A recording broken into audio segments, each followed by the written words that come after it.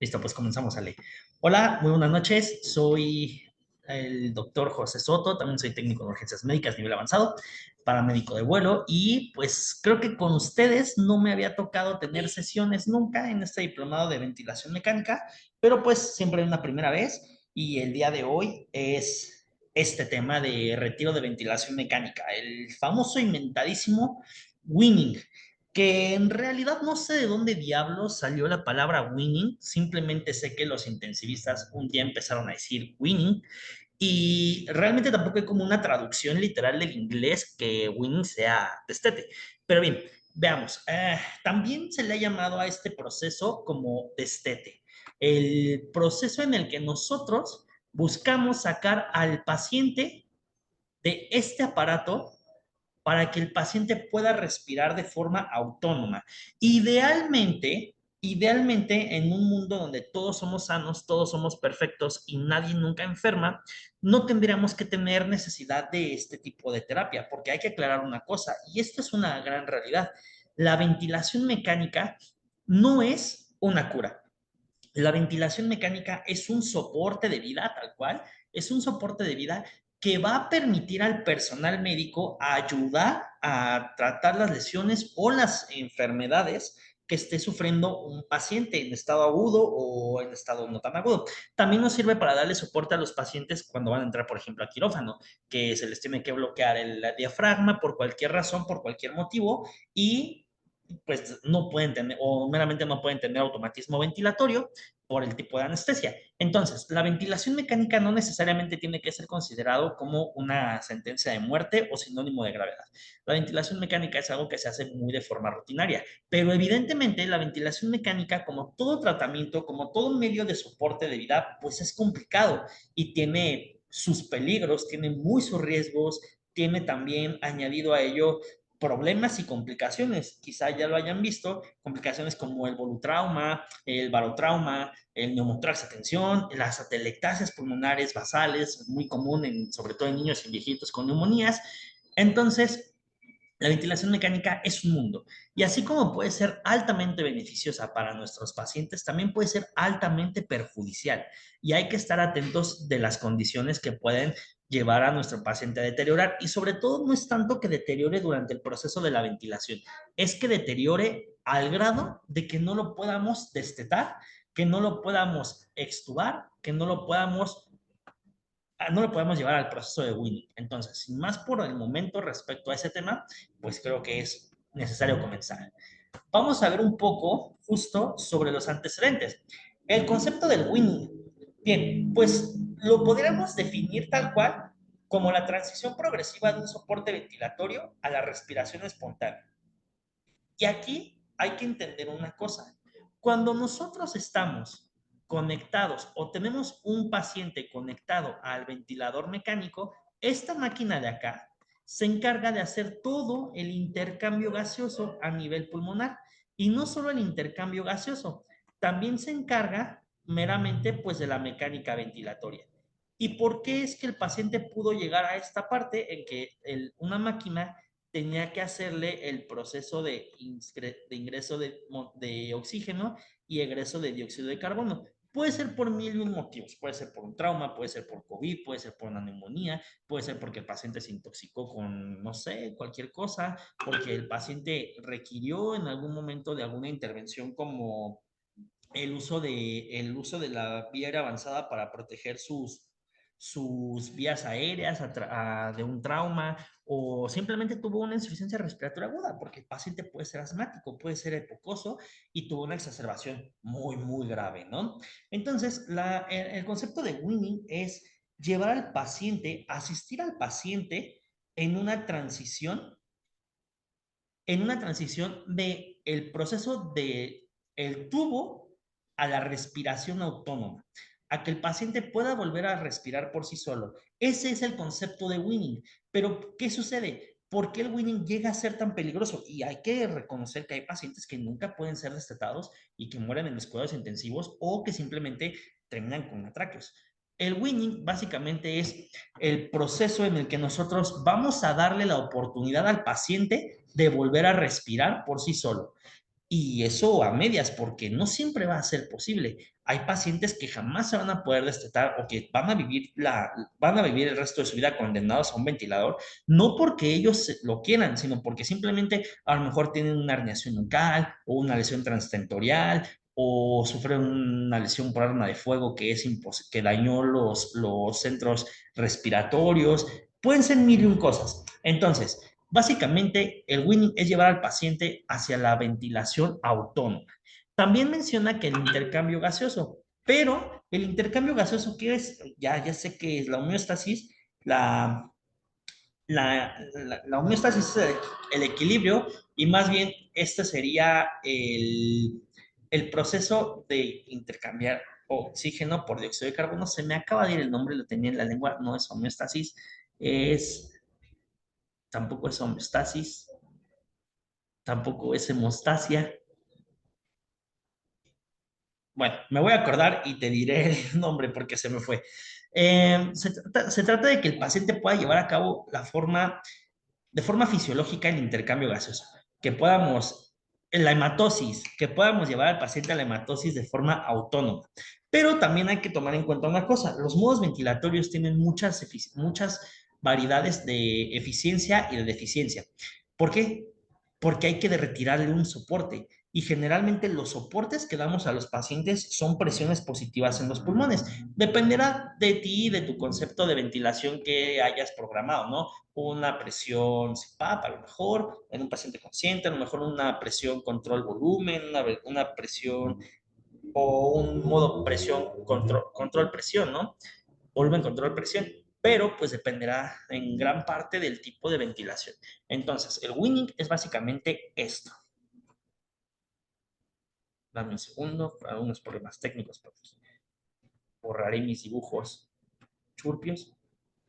Y esto es bien importante. A pesar de los avances tecnológicos en cuidados intensivos, en niños aún tiene un componente de arte, mientras que en el adulto aún no contamos con predictores o protocolos precisos y confiables. ¿Y esto a qué se deberá? ¿Por qué en los niños hay arte en el winning? Básicamente la forma de decir el arte es como que estamos aprendiendo, que estamos experimentando, que ya medio le sabemos. Pues porque realmente no todos los pacientes son iguales, no todas las patologías son iguales, los pacientes van a reaccionar de forma distinta y de forma diversa a cualquier procedimiento, a cualquier interacción con cualquier medio mecánico o medicamento. Entonces, es por eso que no hemos podido llegar a un predictor o a un control preciso que diga, este es el momento de destetar al paciente. Sobre todo porque, al menos ahora ya no tanto, pero hasta hace un par de años poquito antes del COVID, fíjate, justo, todavía usábamos bloqueadores neuromusculares para los pacientes a dosis chingame el diafragma, que era paciente intubado, sí, sédalo y bloquealo. ¿Y por qué está sedado? Porque está intubado. ¿Y por qué está intubado? Porque está sedado. Y ahí es como que yo ponía cara de, o sea, no hay un criterio sólido de intubación del paciente, una. Y dos, no hay un criterio sólido de uso de fármacos para mantener a ese paciente bajo la ventilación mecánica. Y tres, si no hay nada de los primeros dos, evidentemente no tengo un criterio para destetarlo, porque no sé qué momento, por ejemplo, si le administraron grandes dosis de midazolam, que es lo más común en México por cuestiones económicas y de restricciones legales, si se le bloqueó, se le sedó y se le bloqueó tanto con midazolam como con bromuro de rocuronio, el midazolam a grandes dosis es lipofílico. Entonces, ese paciente puede llegar a volver a ser ventilado o a la necesidad de volver a ser intubado porque se está intoxicando. Mientras se degrada la grasa y esa grasa se va deteriorando, va a ir desafiando, más bien va a ir liberando una cantidad de benzodiazepina, en este caso de midazolam, que podrá llevar al paciente a un estado de inconsciencia.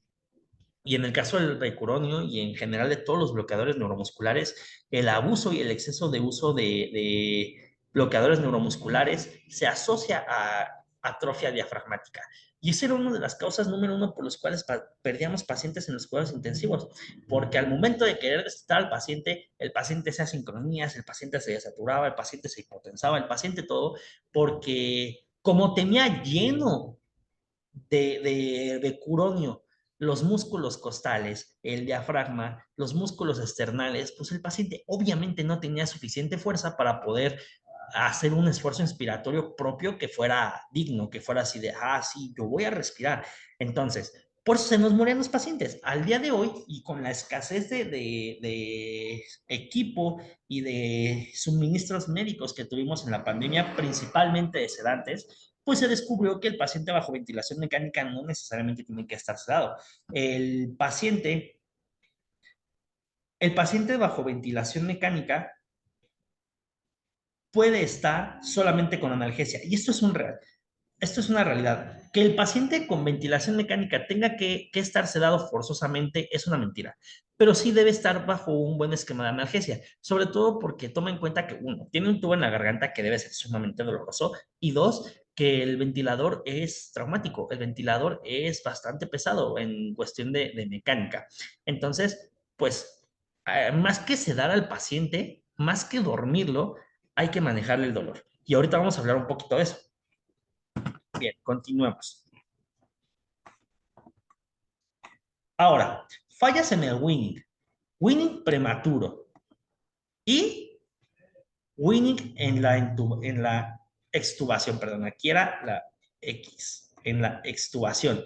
El winning prematuro, paciente que llegó a urgencias, que ya creen que se recuperó, pero que todavía no está bien revertido de las benzodiazepinas, que todavía no le ha terminado de hacer latencia el becuronio, y el médico dice, vamos a extubarlo ya porque pues ya no lo quiero tener aquí, y lo tratan de extubar, lo tratan de destetar, y el paciente hace sincronías, el paciente satura, el paciente se hipotensa y el paciente se para.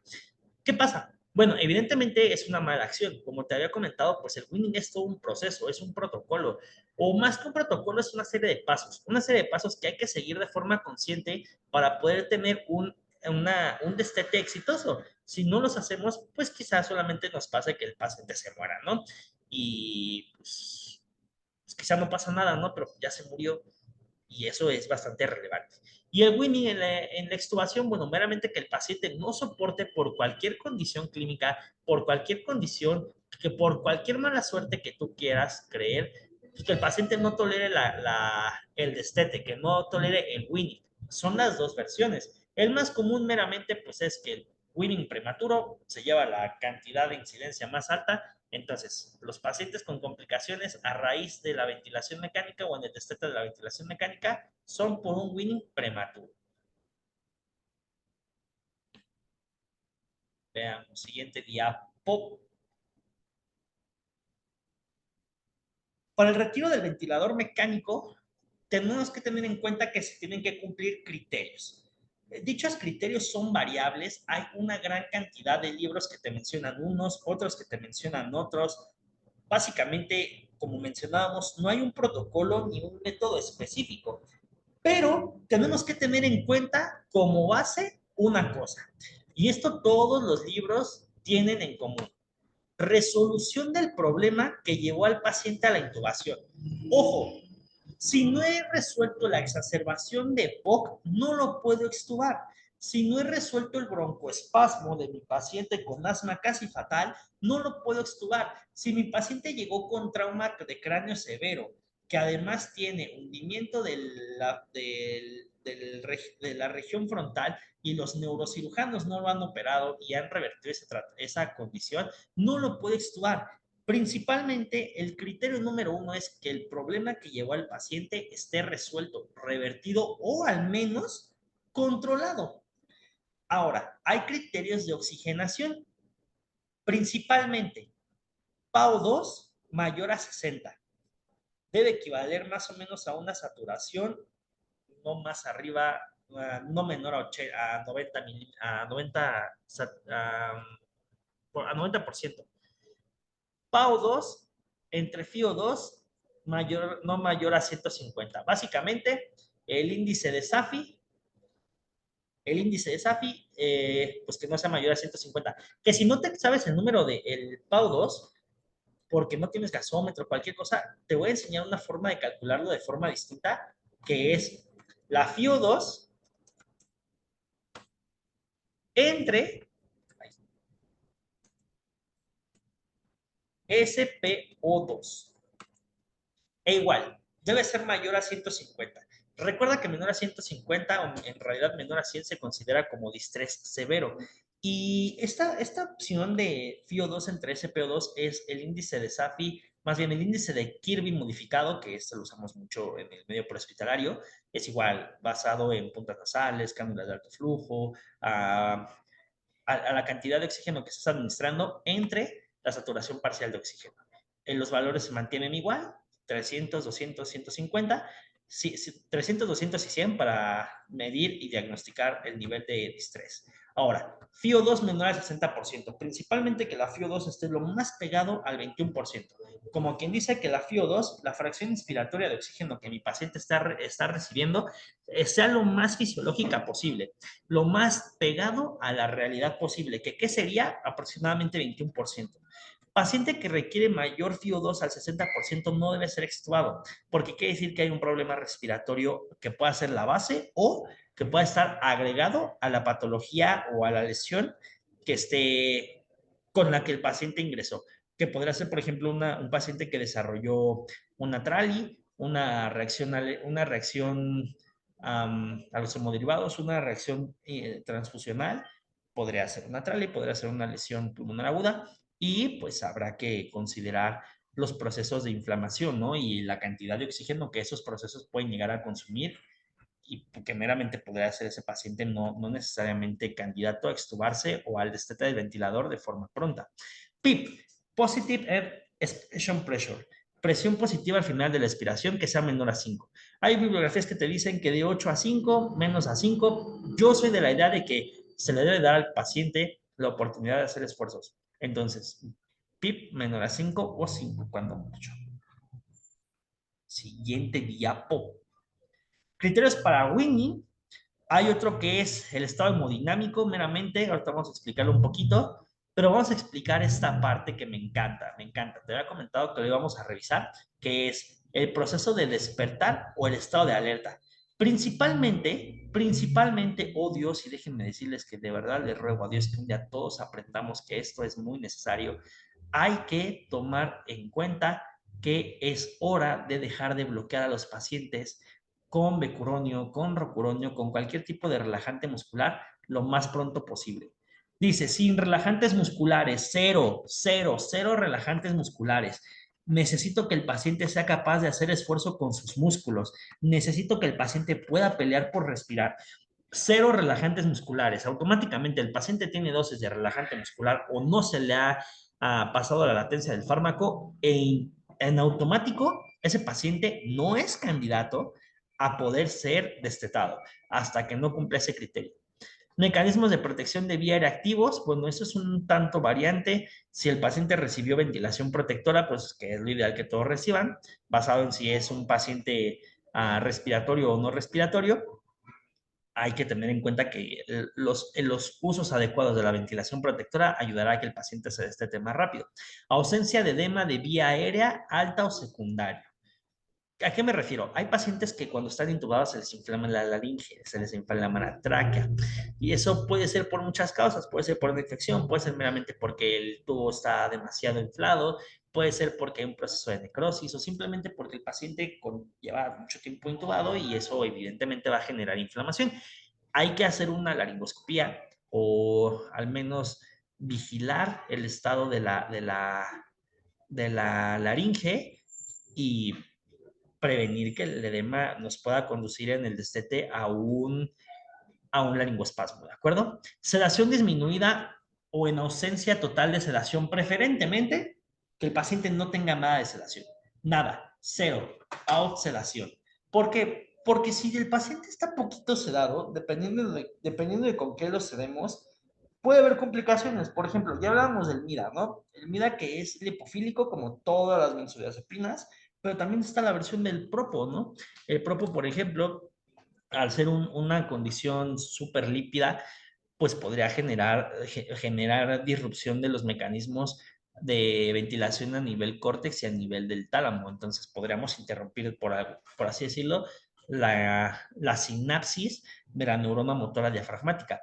Y y el fentanilo, ¿no? Que también es una maravilla el fentan, lo amo, pero pues el fentanilo con el riesgo de tórax leñoso o meramente pues los riesgos de apnea que vienen con los opioides agregados, ¿no? O sea, el paciente con opioides seguramente puede desarrollar apnea en algún momento de la hospitalización o meramente que la apnea sea la urgencia, ¿no?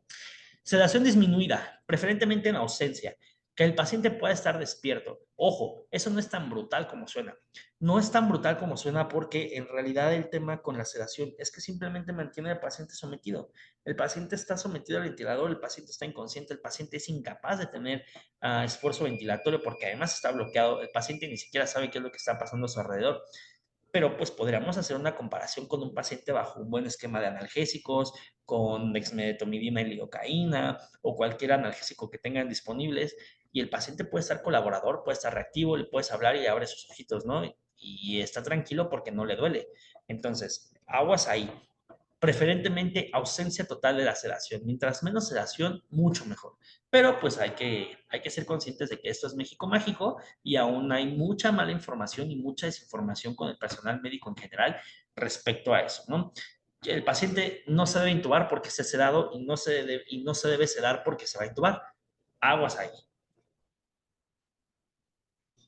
Otros criterios para el inicio del weaning, pues es meramente la ausencia de otras complicaciones, como lo pueden ser, pues, la hipotermia o la hipertermia. O cambiaré la palabra hipertermia por fiebre, porque meramente la hipertermia es un tema de origen neurológico que requiere ser tratado de forma especial. Obviamente, pacientes hipotérmicos no se deben destetar, ¿no? Jamás. Pacientes que estuvieron expuestos a grandes cantidades de frío o que fueron rescatados en algún tipo de hielo o algo. Por ejemplo, ahorita en el tema de Turquía, ¿no? El tema de que el sismo está nevando y seguramente salen muchos pacientes muy deteriorados de la condición neurológica que requieran intubación y manejo mecánico de la vía aérea por el síndrome de aplastamiento.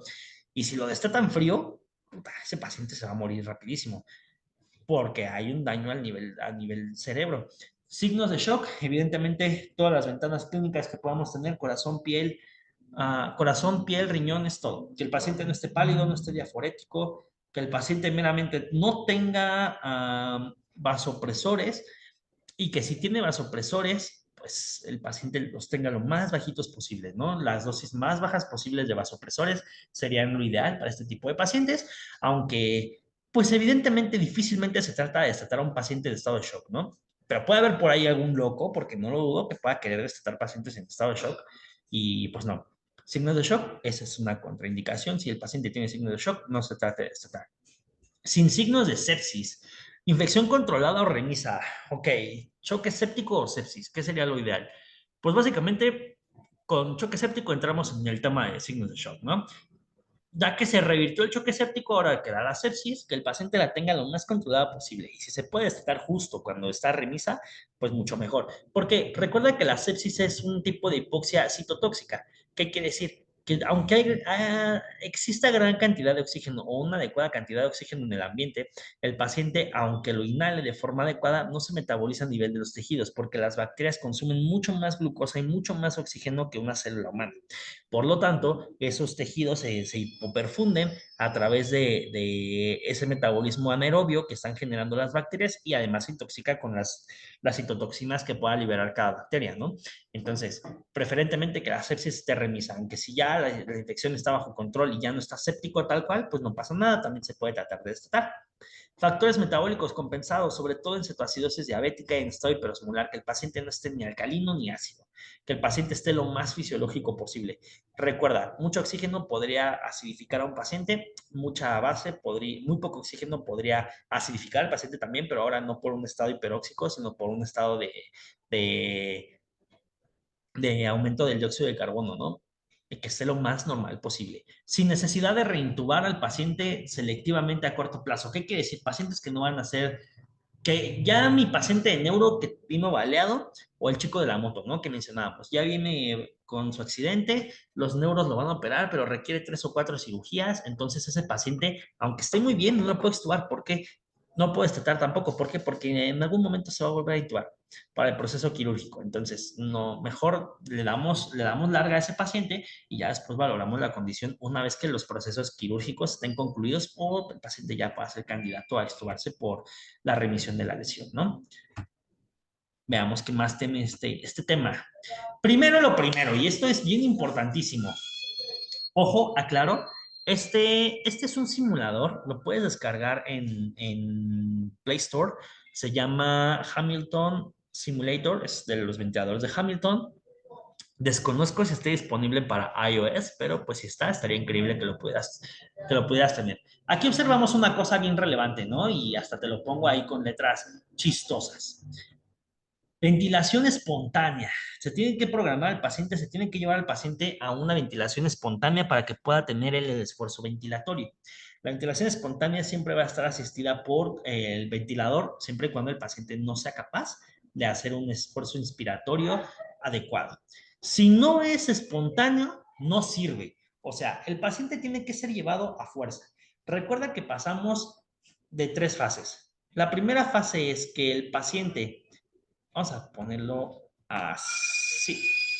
Primera fase, segunda fase y tercera fase.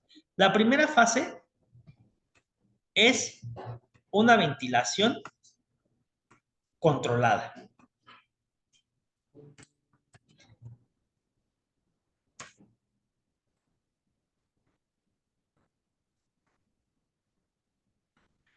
La segunda fase es una ventilación asistida. Y la tercera y última fase es una ventilación espontánea, donde el paciente ya puede hacer mayor esfuerzo ventilatorio. Para este momento, tendríamos que creer o pensar o tener a nuestro paciente en esta etapa, en la ventilación espontánea, de forma que ya pasamos por las otras y podemos preparar a nuestro paciente para el destete. Aquí ahorita te voy a explicar otros conceptos, pero por eso te pongo espontáneo. Si no es espontáneo, no sirve. Definitivamente, tiene que ser espontáneo, sí o sí. No hay más. Voy a borrar los dibujos y continuamos.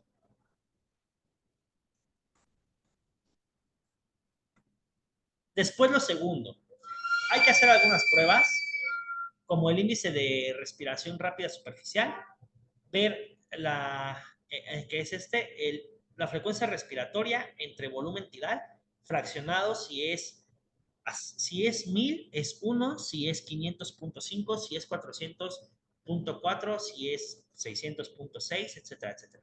Entonces, ¿qué voy a hacer? Primero que nada y principalmente voy a llevar a mi paciente a una ventilación espontánea.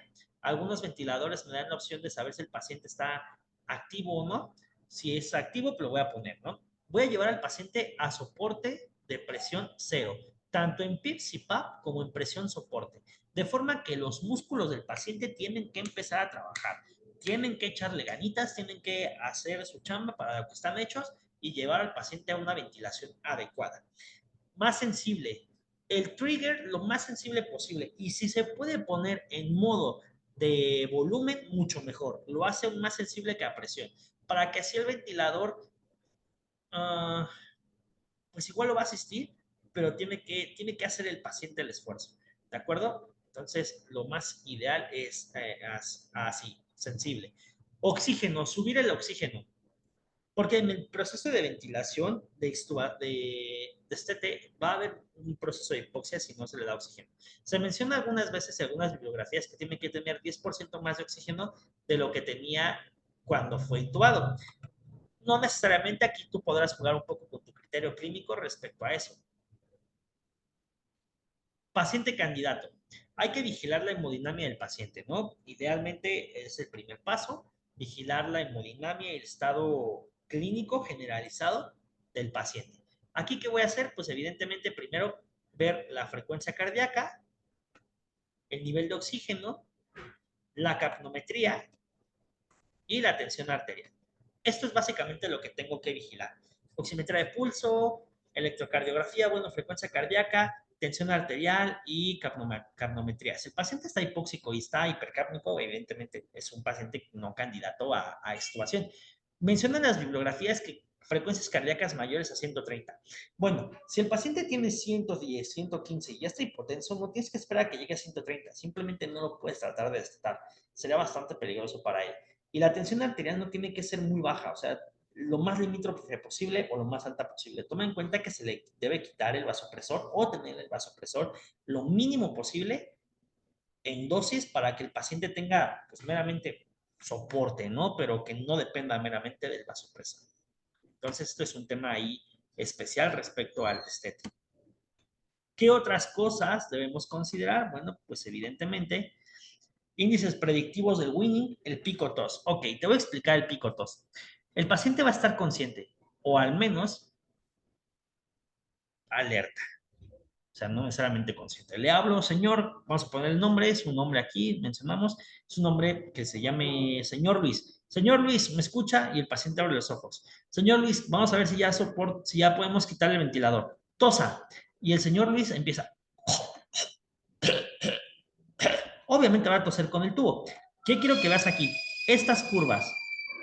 Necesitamos que estos picos que están aquí lleguen a 80, a -80. ¿De acuerdo? O un poquito más. Si esto es efectivo, el pico tos menor menor a -80 es un buen predictor de destete. Si el paciente puede toser y defender su vía aérea, increíble. Quiere decir que ese paciente ya lo tenemos casi listo, ya se le están cosiendo las habas porque le quitemos el ventilador. ¿De acuerdo? Entonces, hay que tener en cuenta eso. Dependerá mucho de la mecánica ventilatoria del paciente. Continuemos. Annotate. Vamos. Pruebas de ventilación espontánea. Bien, hay de 10 minutos, 30 minutos y 2 horas. Los periodos donde el paciente respira con apoyo del ventilador mínimo o meramente sin el ventilador. Que el paciente haga el mejor y el mayor esfuerzo posible por ventilar. Paciente, va a respirar. Algo así. O sea, no necesariamente tienes que estar ahí echándole porras al paciente, pero sí tienes que estar muy pegado al paciente si tomas en cuenta que puede fallar el destete, ¿no? Y hay que estar preparados para volver a darle el soporte adecuado a nuestro señor paciente, a nuestro señor Juan, habíamos dicho en el caso.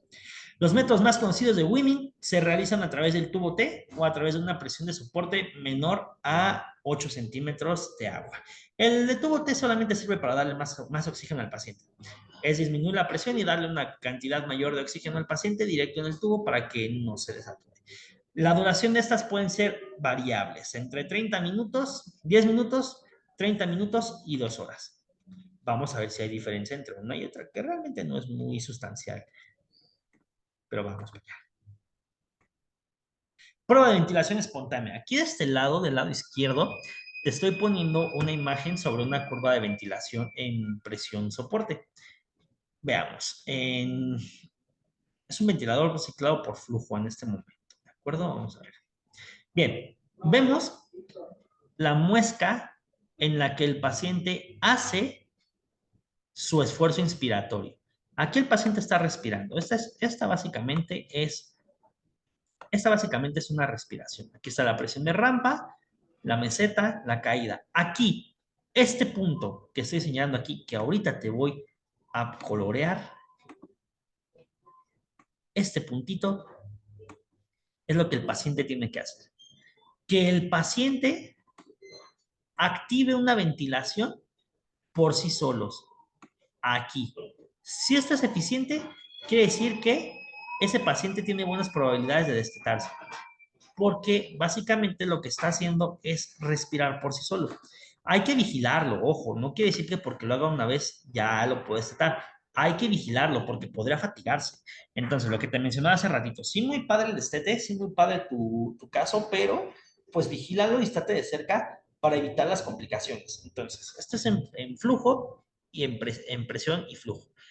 Vemos que la presión debe ser lo menos posible y el paciente activa el ventilador por sí solo. Esto es lo ideal, ¿no? Lo que todos deberíamos esperar en nuestros pacientes en Winnie.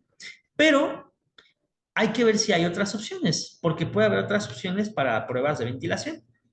Se llaman pruebas de ventilación espontánea, por cierto, por si no te lo presenté de forma adecuada.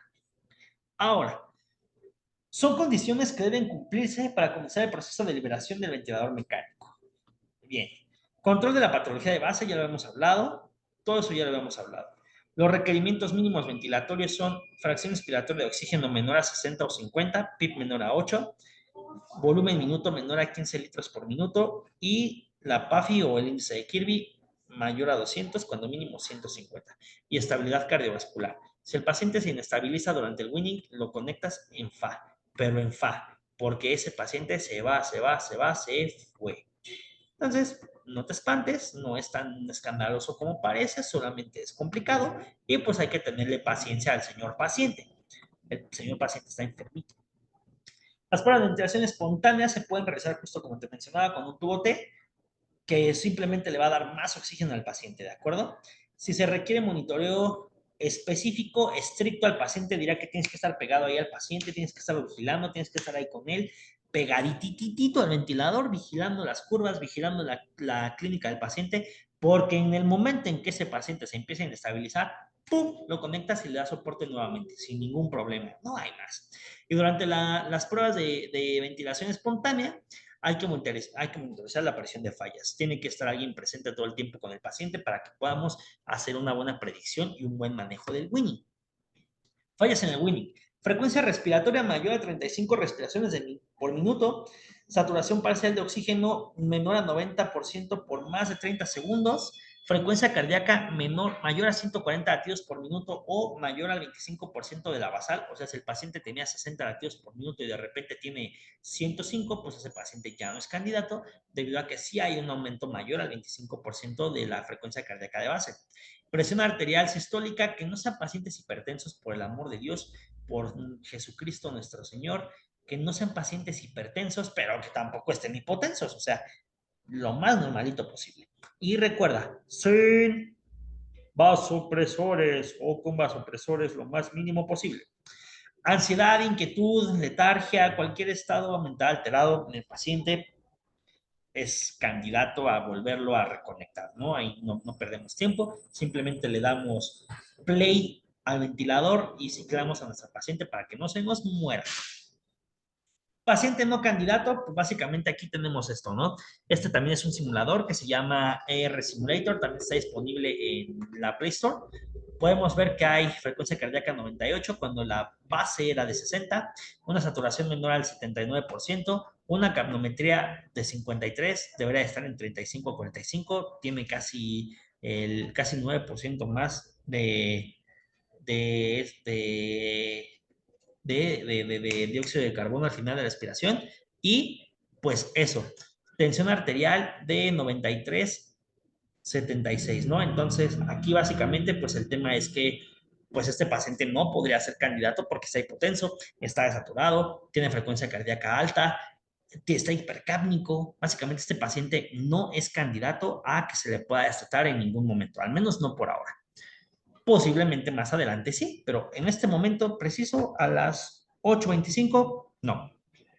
El índice diafragmático de Tobin, esta herramienta es un tanto nuevo. Ya ves que últimamente se ha puesto de moda este tema del ultrasonido en urgencias, en cuidados intensivos, del famoso Point of Care Ultrasound, que es bastante bueno, que es la frecuencia respiratoria entre los milímetros de expulsión diafragmática. Menciona que si el diafragma se mueve menos de 1.6, habrá éxito en la ventilación, ¿de acuerdo? Habrá éxito en el destete. Veamos qué es lo que se hace.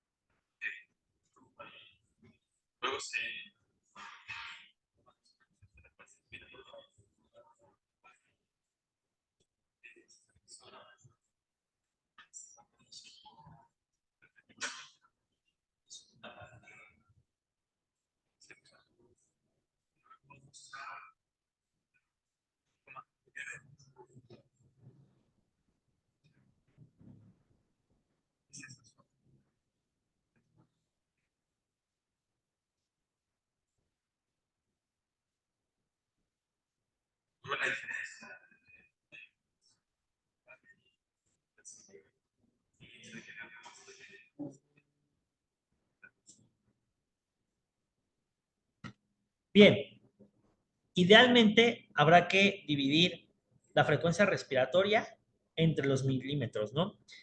Y si es menor a 1.6, el paciente tendrá éxito en la extubación, bueno, en el destete. En este caso es una frecuencia respiratoria de 20 y para el caso de esta imagen, el índice de Tobin diafragmático es de 0.6, entonces el paciente lo pudieron destetar sin ningún problema. ¿Cómo sé lo que estoy viendo? Bien, si no le sabes al ultra, te voy a dar una clase así breve, ¿no? Básicamente, ay, dame un segundo,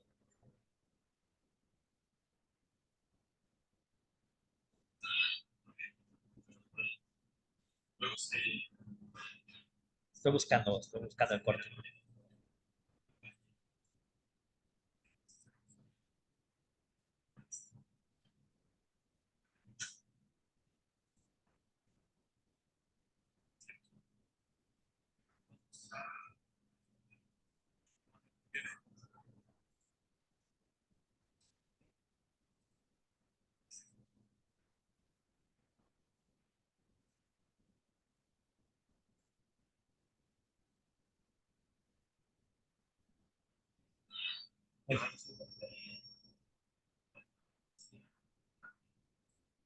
La línea hiperecogénica que estás viendo aquí abajo, hiperecogénico es brillante. Esta línea hiperecogénica es el diafragma. Ese es el diafragma cuando en modo M. Entonces aquí estamos viendo un plano diferente del ultrasonido al modo B. Aquí lo estamos viendo como por tomas, mientras que en el modo B pues, lo veríamos en vivo moviéndose. Esta línea de aquí es la línea hiperecogénica y este es el diafragma. Un dato curioso, lo que tenemos que medir es el movimiento del diafragma y dividirlo entre la frecuencia respiratoria para obtener el índice de Tobin de forma certera. Entonces, vamos a repetirlo de nuevo, ¿de acuerdo? Por si no quedó muy claro, porque luego hasta yo me hago bolas. El índice de Tobin lo vamos a calcular de la forma más sencilla posible, el índice de Tobin diafragmático, que es tomando la línea hiperecogénica del diafragma de la parte que inicia la inspiración a el pico más alto. Entonces aquí hacemos un freeze, hacemos un vector y lo que nos dé lo dividimos entre la frecuencia respiratoria que tiene el paciente y si es menor a 1.6, pues ese paciente es candidato a extubarse y a destetarse del ventilador. Ahora, prueba de ventilación espontánea. Básicamente son los mismos parámetros, no hay mucho que hacer ahí, simplemente es estar vigilando constantemente al paciente, solamente que ahora en vez de hacerlo 10 minutos, lo vamos a hacer de 30 minutos a 2 horas. Si el paciente no salió bien en esa prueba, lo conecto y hasta el día de mañana lo puedo volver a intentar, ¿de acuerdo? No es que pueda estar jugando con el paciente a ver a qué hora le doy, a ver si le doy, a ver si no le doy, simplemente es en cuanto el paciente haga falla, pues mejor lo reconecto, ¿no? Y eso va a evitar problemas a largo plazo y que el paciente pueda deteriorar su condición clínica. Para la prueba de ventilación espontánea de 2 horas, el índice tiene que ser mayor a 80, pero no el índice de Tobin, sino el índice de respiración rápida superficial, ¿de acuerdo? Y si es menor a 80, pues habrá mala tolerancia a la ventilación espontánea y por lo tanto el paciente no será candidato a WIN. Pruebas de ventilación espontánea, ¿cómo saber si el paciente va a tener un winning ahí adecuado? Ah, problemas de visión, una disculpita, pero aquí abajo dice tos efectiva, el paciente puede toser y el pico es mayor a -80 o igual a -80, sí, ese paciente tiene un punto para destetarse. El paciente puede proteger la vía aérea, sí, bien. El paciente no está sedado, bien. Balance de fluidos, el paciente no lo tiene encharcado, está en balance cero, lo más pegado al balance cero posible, y está cursando ahí sin edema pulmonar, sin edema pedio, no pesa más de 5 kilos asociados a los líquidos intravenosos, bien. La sedación también ahí entra, los vasopresores también. ¿Hay riesgo de reintubar? Sí, ¿no? Dependerá de cada paciente. Si tiene los cuatro, pues bueno, habrá que hacer las pruebas adecuadas, pero pues el paciente puede ser que sea muy, muy, muy tolerante al destete y por lo tanto que ese paciente tenga un destete exitoso del ventilador mecánico, que es lo que todos esperaríamos en los pacientes críticos. Uy, uy, uy, uy, listo. El checklist diario, esto no es algo que te recomienden todos. La verdad es que yo lo pienso y creo que es muy práctico, creo que es muy sencillo. Se hace un checklist diario, dependiendo, pues aquí variará los días que esté internado el paciente y la cantidad de días que yo lo voy a estar vigilando, ¿no? Vamos a tener evaluación PBE, sí o no. Si le ponemos que sí, vamos a ver cómo está la condición clínica del paciente. El índice de Kirby, si es mayor a 200, sí, bien, entonces tiene un punto. El motivo de la intubación y de la ventilación mecánica ya se resolvió, sí, 2 puntos. Estabilidad cardiovascular, con todo lo que hemos hablado, bien también. Foco infeccioso controlado, también. Aquí yo agregaría uno más, aquí abajo, que sería sedación al mínimo o sin sedación, que lo escribo, pero bueno, pues ustedes me entenderán, una disculpita. Si tengo estos conceptos, entonces puedo hacer mis pruebas y si fallo, bueno, lo reconecto y lo vigilo al otro día y así hasta que sea viable, pues, destetarlo. Aunque lo ideal dicen que no debe superar los primeros 5 días. O sea que en teoría tendríamos que destetar a nuestro paciente en este punto.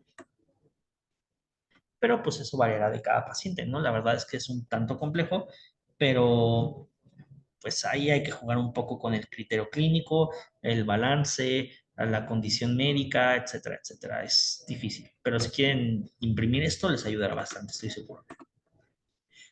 Winning difícil. Todos hemos conocido un paciente que por más que lo queremos destatar, no se sale del ventilador. Y ahí estamos peleando, peleando y peleando y peleando. Y el paciente no se libera y no se libera y nomás no lo podemos liberar y el paciente sigue bien mal y cada vez sigue deteriorando. ¿Y a qué se debe? Bueno, puede ser un desequilibrio entre la capacidad de la demanda ventilatoria. Básicamente que el paciente no sea capaz de poder ventilar por sí solo o que el oxígeno no le fluya por cualquier situación y eso habrá que relacionarlo con la condición clínica, ¿no? Nuevo evento, principalmente infeccioso, o si el paciente es hipocoso o asmático, valorar si ha habido una segunda exacerbación, una tercera exacerbación, o en ese momento está sufriendo un laringoespasmo, por ejemplo, habrá que valorarlo, ¿no? Todo eso entra en este juego y es muy, muy importante tomarlo en cuenta. Trastorno del sistema nervioso central, lo que hablábamos del chico que llegó con la lesión del cráneo, ¿no? Porque lo atropellaron, no llevaba casco. Bueno, si ese paciente tiene algún tema de herniación cerebral, pues principalmente en la región oncal, pues ese paciente no se podrá extubar de forma sencilla. Otra alternativa es quizá que el paciente simplemente esté cursando con algún tipo de hidrocefalia de tensión, algún tipo de tumor cerebral, algún tipo de hipertensión intracraneal asociado a lo que a ti se te ocurra.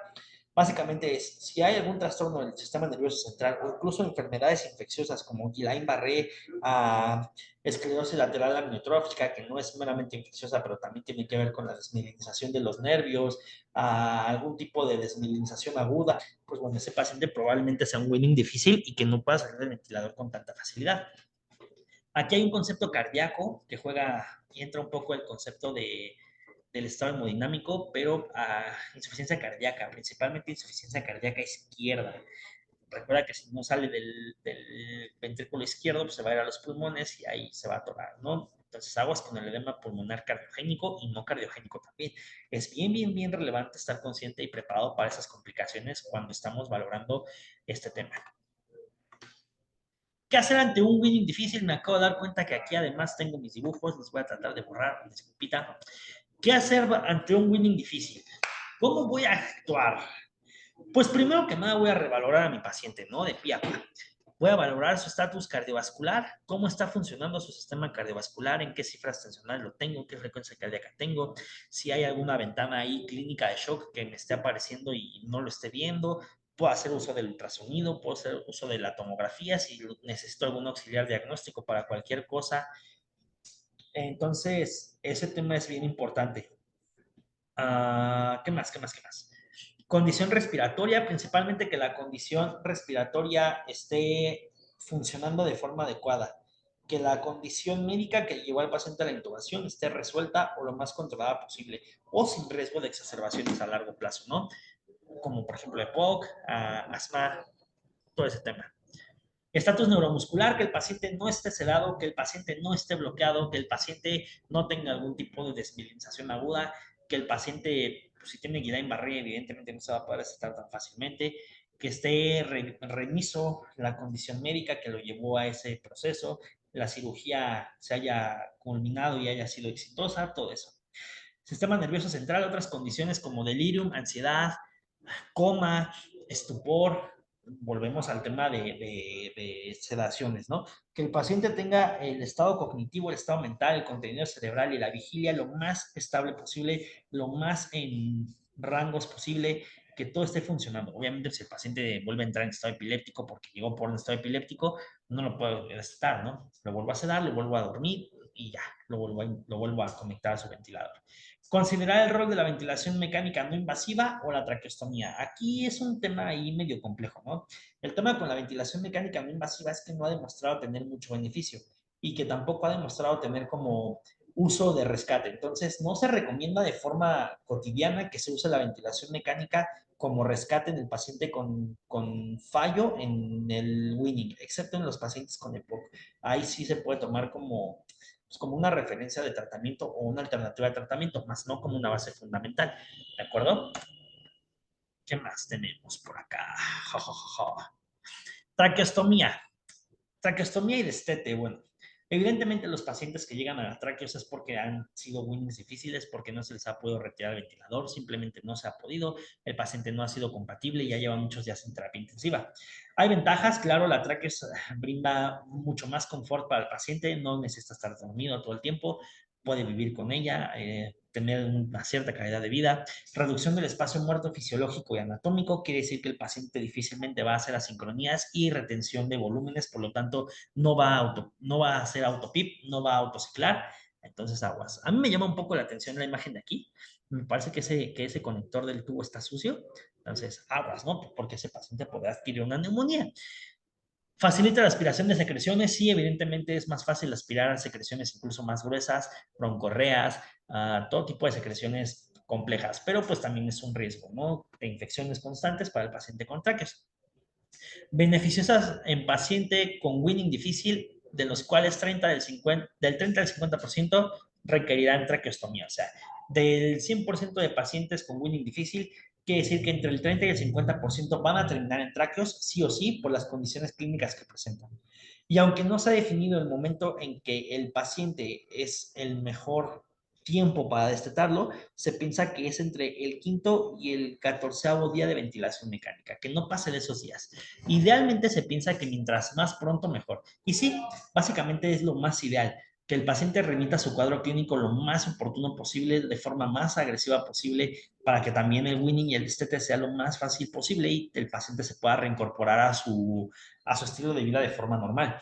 Pero la realidad es que es un poco complejo, sobre todo lo vimos en pacientes con COVID. Si alguno de ustedes estuvo activo en COVID, pasaban pacientes internados y bajo sedación y ventilación mecánica 20 días, 30 días. Y a veces el paciente ya podía tener una buena saturación de oxígeno en la gaso, en el oxímetro, pero pues ¿qué pasaba? Que los teníamos súper bloqueados, los teníamos súper sedados o ya se nos habían pasado las sedaciones con midazolam porque era lo único que había y el paciente ya estaba desarrollando algún toxíndrome benzodiazepínico o el becuromio ya le había atrofiado el diafragma. Entonces, todo eso es bien importante a la hora de considerar las alternativas, pero, pero es tanto complicado, es un tanto difícil. El paciente es un mundo y cada paciente determinará y pautará sus tratamientos, pautará sus necesidades. Hay que escuchar a los pacientes. Pueden creer que me voy a ir muy mamador, pero escúchame, no solo escuches mi dolor, escucha lo que el paciente pide. ¿Por qué? Porque si el paciente se puede tratar al tercer día, increíble, está súper padre. Pero si el paciente requiere de 20 días y lo tengo que tratar al 21, bueno, habrá que tenerle paciencia y corregir las malas mañas, ¿no? Las malas costumbres, como lo que comentaba, por ejemplo, de las sedaciones. No porque el paciente esté intubado tiene que estar bajo ventilación mecánica. Y no porque el paciente esté, más bien, no porque el paciente esté sedado tiene que estar intubado y no porque el paciente esté intubado tiene que estar sedado. Hay que actualizarnos, hay que mantener un régimen de estudio completo y constante en el que podamos brindarle mejores opciones al paciente y cada vez menos agresivas y cada vez menos también invasivas. Al día de hoy sabemos que un buen esquema de analgésicos puede ayudar bastante al paciente, pero pues en algún momento la sedación va a ser importante, sobre todo cuando llega a urgencias, ¿no? Para la secuencia rápida de intubación. Entonces, el paciente ya está en cuidados intensivos y ya no necesito tenerlo sedado, pues una buena analgesia puede ayudarme a que mi winning sea muy viable, a que mi winning sea bastante útil. Pero eso dependerá del paciente y dependerá de cada uno. Entonces, la verdad es que el tema de winning y extubación es un tema complicado, no hay mucha información. Ahora los hospitales están haciendo sus protocolos locales. Solamente recuerda que menos es más y que primero va el paciente. Espero que te haya gustado mucho la sesión. Espero que te haya parecido interesante y pues les haré llegar sus actividades y su cuestionario. Estaremos en contacto. No sé si vuelva a encontrarme con ustedes, pero si sí, será un gusto. Cuídense mucho. Buenos días, buenas tardes, buenas noches y hasta pronto. Chao.